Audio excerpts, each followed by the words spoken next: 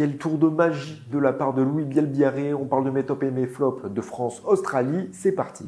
On commence par les tops et comment ne pas parler de Louis Bielbiarré. L'ailier de l'UBB a été au four et au moulin, aussi bien défensivement mais surtout offensivement. Il est à l'initiative de cette passe décisive pour Nicolas Deporter quand il est venu sur l'aile opposée pour apporter une solution en plus, une fin du facteur.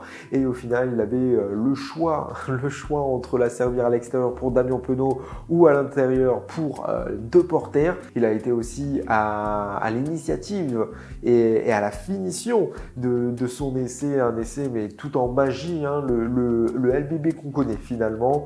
Ça a été un match très réussi de la part du Bordelais. Il s'est fait arracher un ballon qui a provoqué un essai australien, mais le match est plus que réussi. Il s'offre même un doublé après une percée de Kelvin Gourde. Quelle entrée pour le jeune du Stade Toulousain. On en parlera plus tard, mais voilà. Incroyable match de Louis Bielbiarré. J'ai aussi envie de dire qu'il faut un bandeau à Ntamak pour qu'il soit aussi fort. On a retrouvé le numéro 10 qu'on a tant besoin, un numéro 10 qui sait être gestionnaire, mais aussi parfois attaquer la ligne quand il le faut. Il a très bien prouvé. Il a été, je trouve, largement meilleur que face à l'Afrique du Sud et aux Fidji. Donc Romain Ntamak est aussi parmi mes tops. Il a été très bon dans le jeu au pied, solide défensivement, c'est l'une de ses qualités premières pour un numéro 10.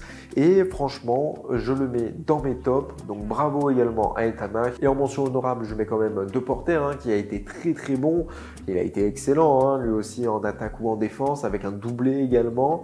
Mais voilà, je voulais mettre Louis Bielbiarré et Ntamak en avant pour après surtout les critiques qu'il y a eu lors des premiers matchs. Quand ils ont été mauvais, il faut le dire. Quand ils sont bons, il faut le dire.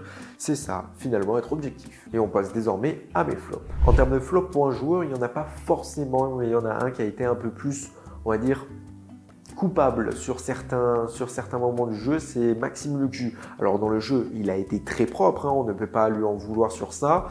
Défensivement, il a été aussi omniprésent, bien souvent, même si voilà, il y a eu des moments où il était un peu moins dedans, il a été un peu moins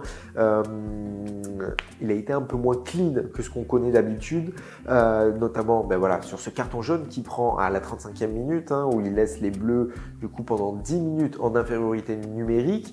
Il y a aussi un moment sur une sortie de touche ou de mêlée où il veut trop vite glisser sur l'extérieur et se fait prendre sur un crochet à l'intérieur qui amène énormément de danger dans la défense française. Donc Maxime Lucu n'a pas été au même niveau qu'en tout cas sur le match précédent face aux Fidji.